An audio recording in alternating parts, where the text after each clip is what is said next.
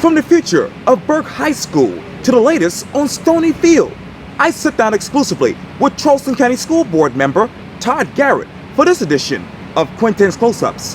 And if you haven't already, subscribe to my YouTube channel and download my free Quintin's Close-Ups app in your Apple or Google Play stores. Todd Garrett. Yes. Welcome back to Quintin's Close-Ups. Well, thank you very much for being here. I appreciate it. Anytime. What is it like for you? Todd Garrett is a Charleston County School Board member right now. It's a difficult time. Just with respect to the amount of time with all, we've got a bunch of important changes coming down the pike to try to improve outcomes for kids and access to our highest quality programs and to address our lowest quality programs.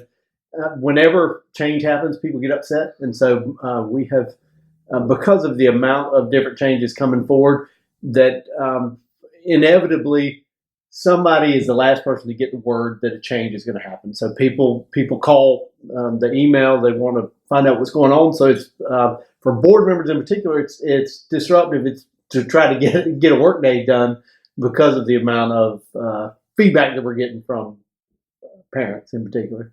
And you talk about feedback. You're also getting a lot of feedback from the Charleston County Legislative Delegation. Yes.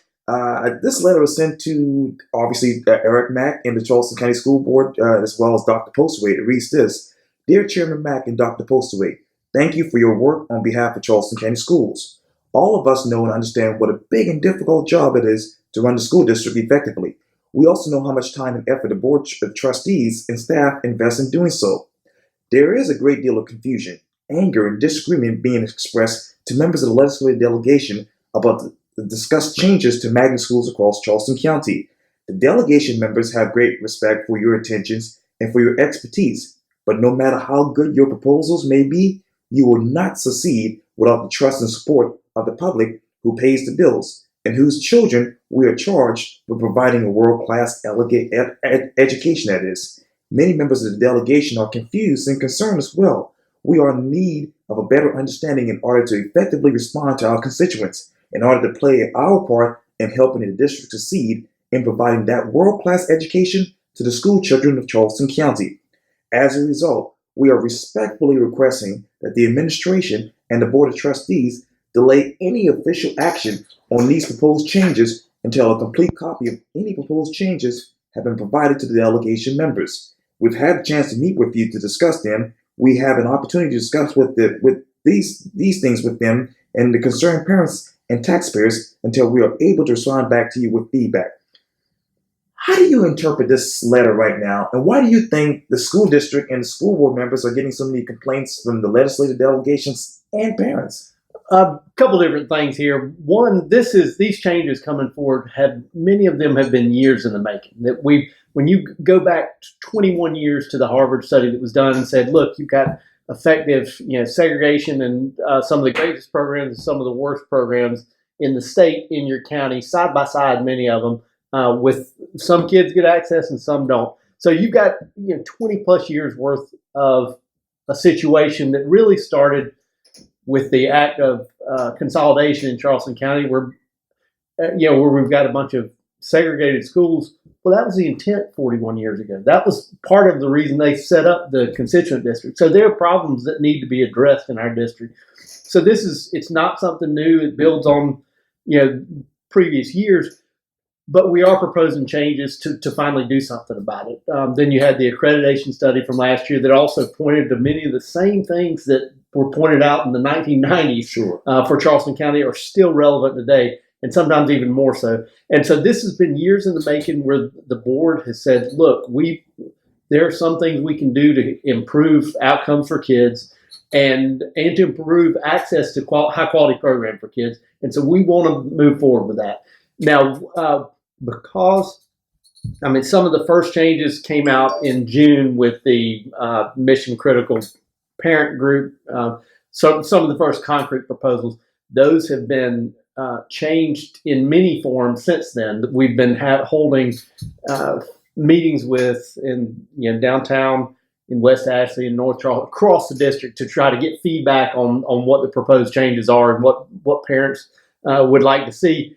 And in doing so, those recommendations have changed. And so there's for example, with abuse, it went from combining with Memminger to, or closing Memminger to, I mean, it's gone through multiple, to doing nothing to, it's gone through multiple variations of what people had said they wanted to see or what the district was recommending. And now that we finally have a group of about 19 recommended changes moving forward, it's important to make sure everybody knows, including the delegation. And so we tried to set up a time for November 8th to address the delegation. They were not, a significant amount of them were not able to meet on the 8th, so we're going to try to set up, potentially November 22nd as a time to meet with them.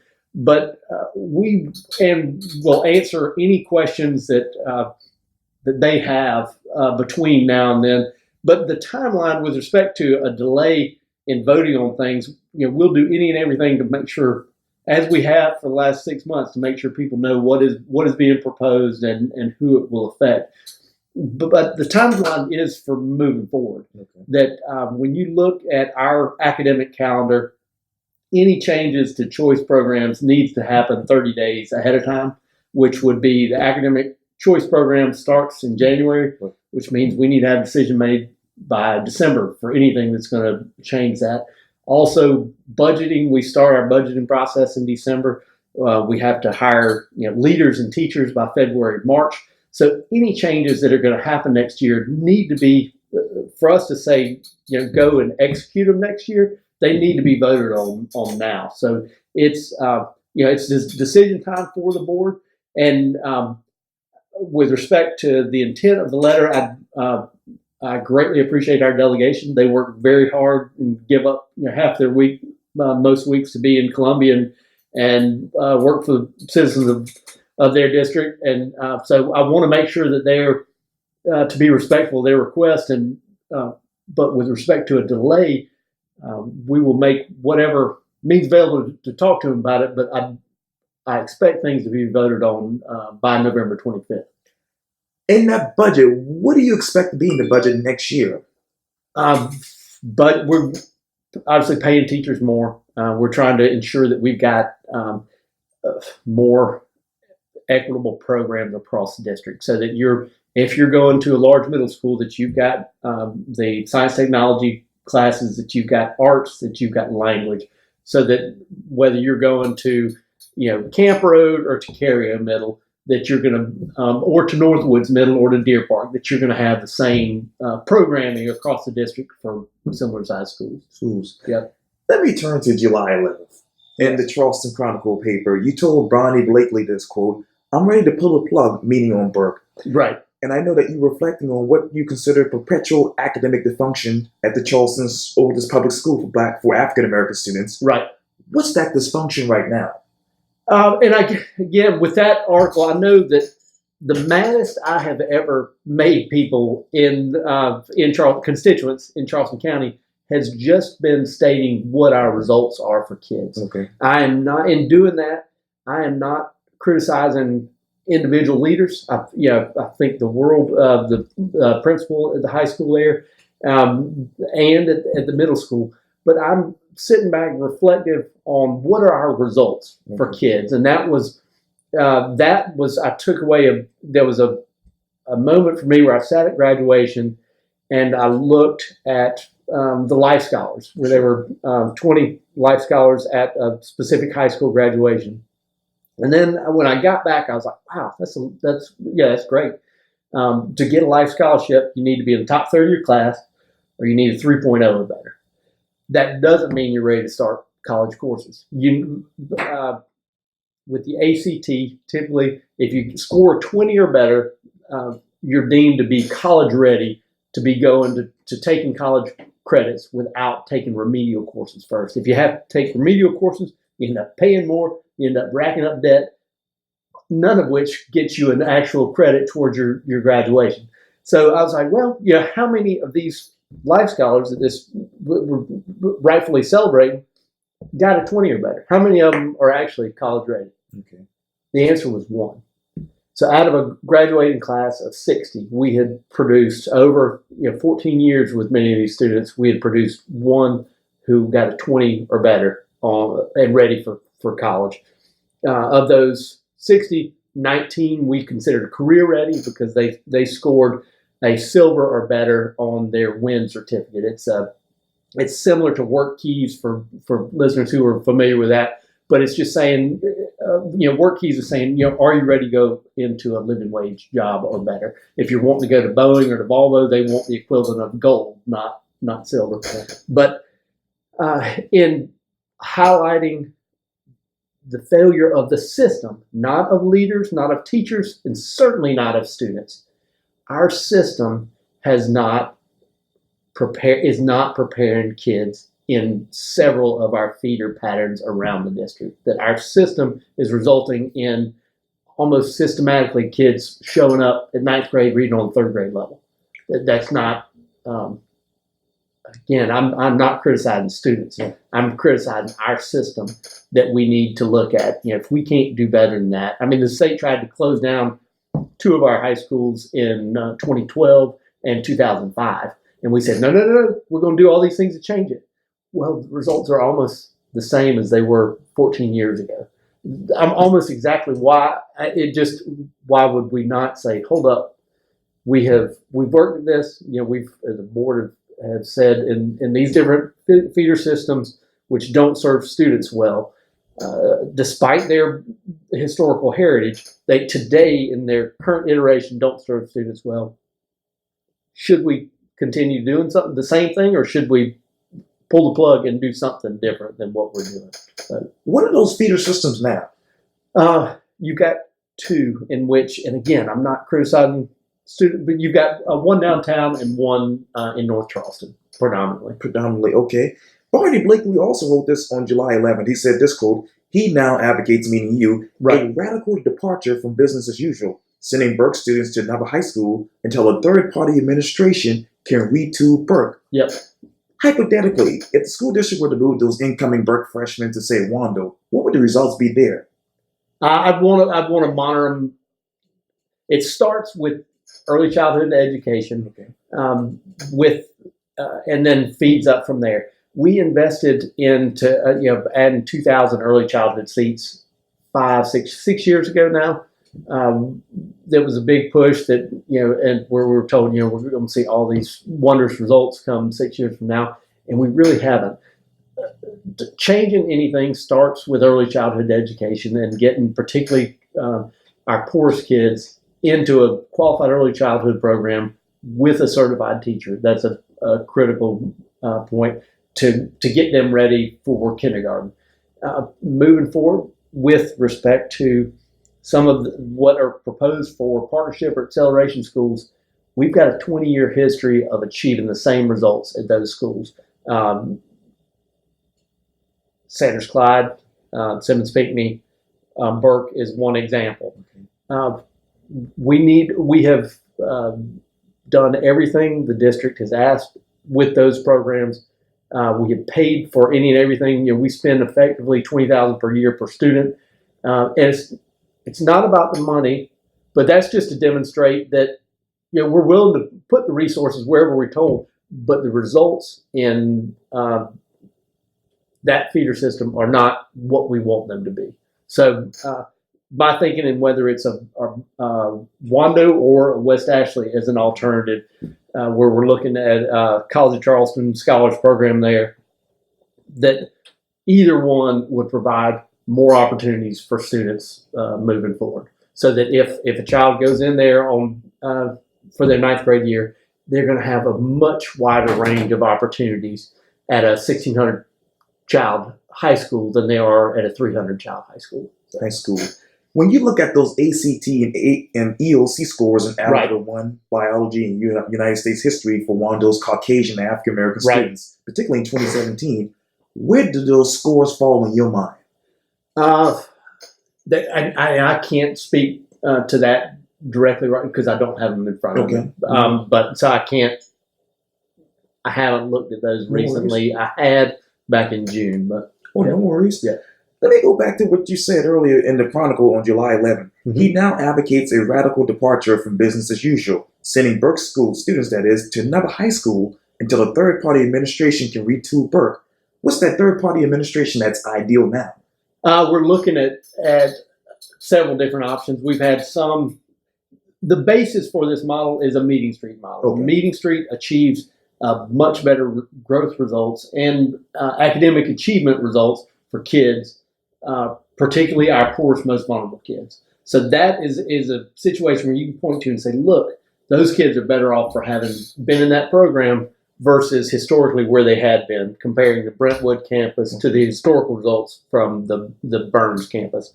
When it would be looking at other outside groups that have a demonstrated history of working with predominantly children of poverty and achieving better results than we have as a district. As a district. Yeah. How much money is in the current budget that you can actually pump more money into when it comes to students and teachers at Burke High School? And I mean, we've got an allocation formula moving forward with, it depends on the size of a school as to what is funded there.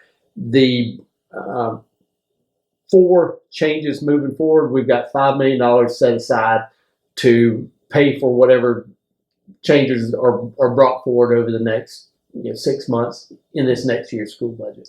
Yeah. Let me go down the street, Fishburne to King Street to James Simmons Elementary. Right. How's that experiment working in your mind? It is of mixed results. I have not. I wouldn't want to get into details about that right now, but it is. I know it's.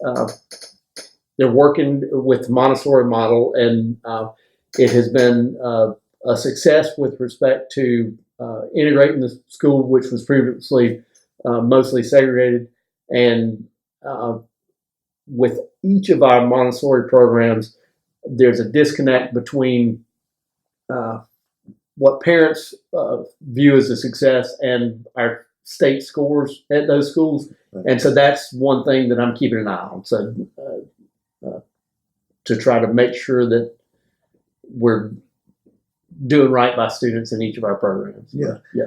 And to be fair, I want to go back to the article on July 11th because obviously, as you mentioned, you got a lot of backlash from it. Oh, yeah. And I went back and just watched the interview that I did with your fellow board member, Kevin Hollished, in which he basically, called you a racist on Quintin's close-ups. Right.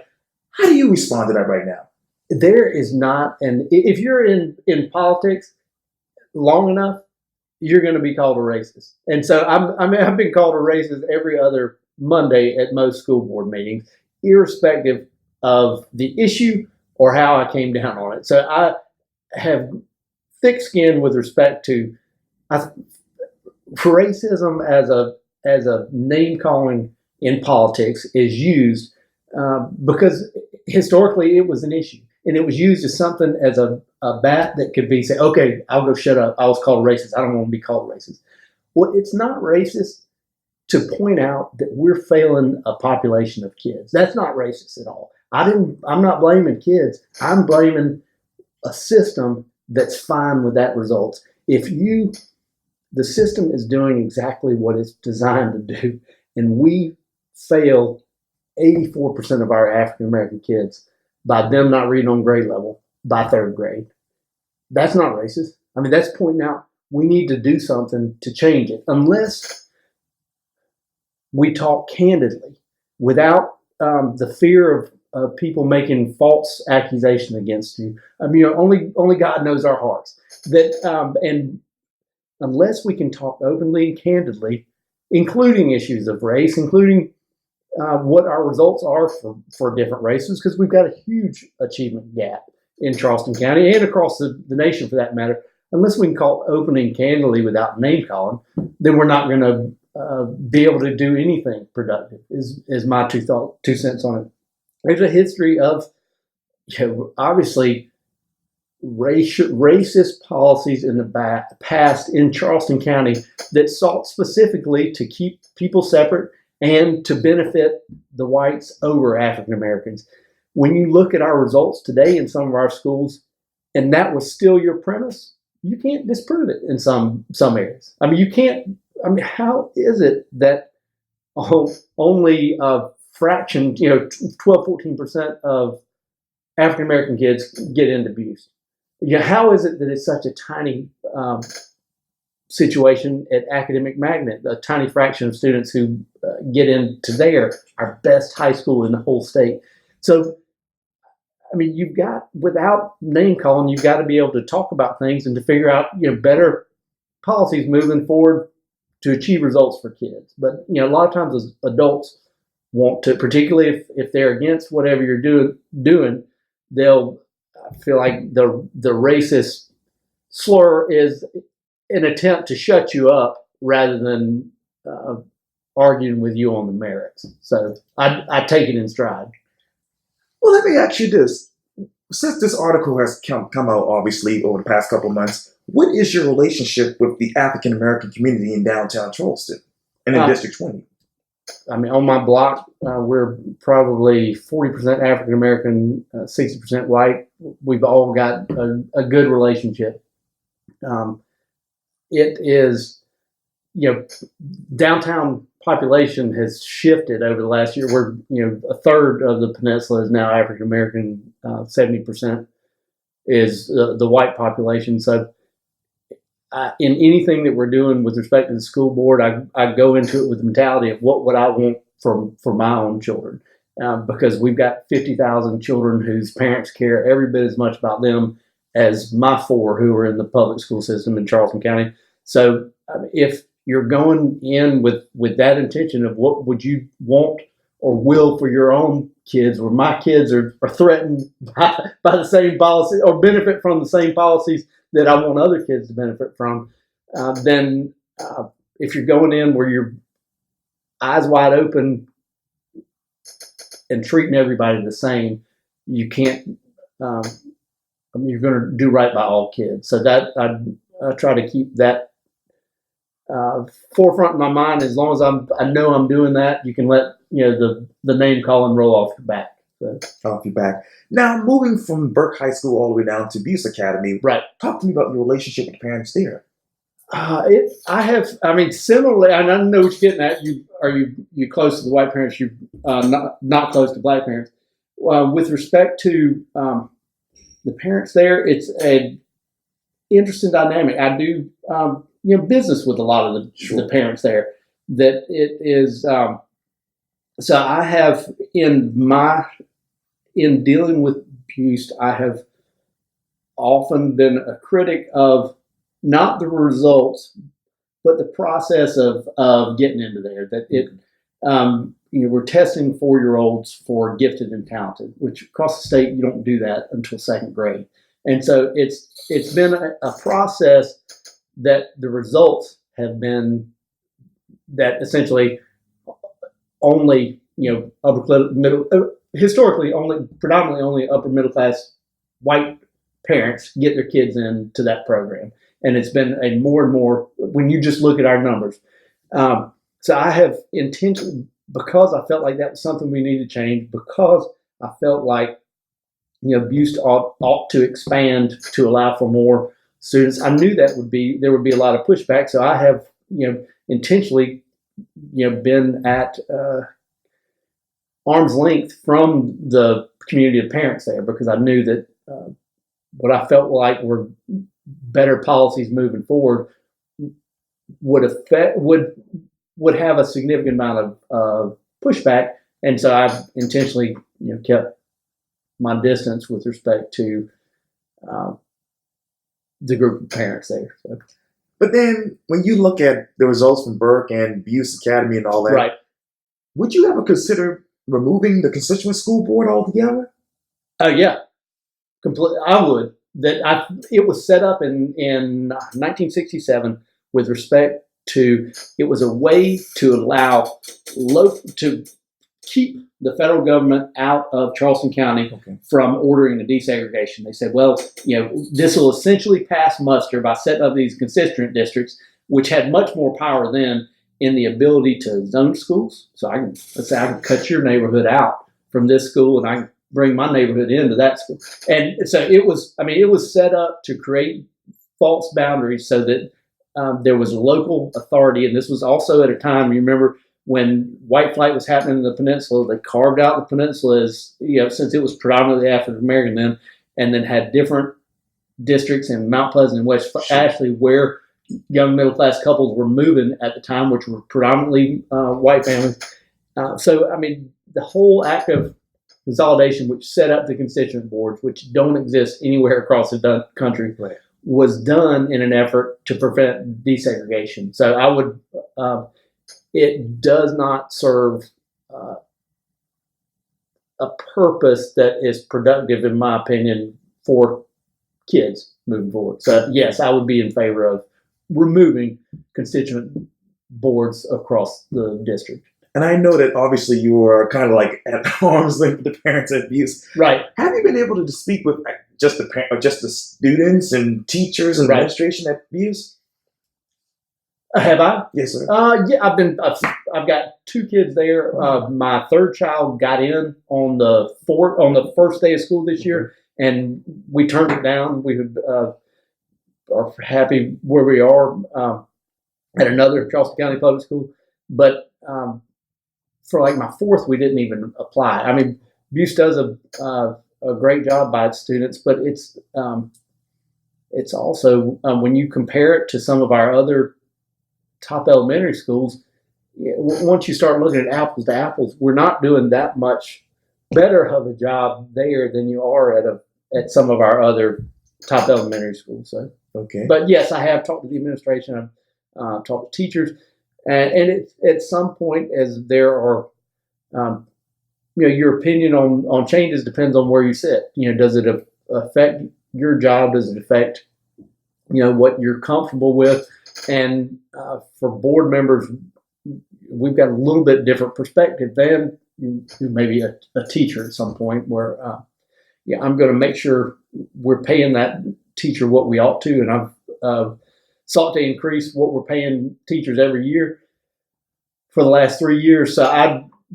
But they're also, their board decisions and their teacher decisions. And Oh, no worries. And let me get back to Burke. I know that you obviously have a plan for the future of the school. What particular plan do you want to implement right now, if you can? I don't have a long-term plan. Okay. I mean, it is. My plan is we need to do a better job by students with our system.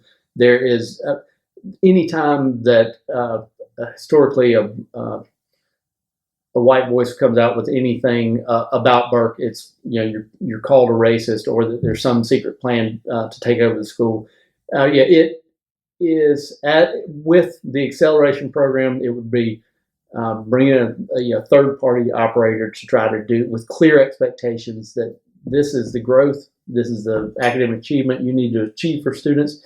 You have autonomy to do it, and to hire your principal and your staff to go accomplish that. If you don't, then your autonomy would be taken away, and your privilege to run a school would be taken away. So that, for right now, is the only thing on the table.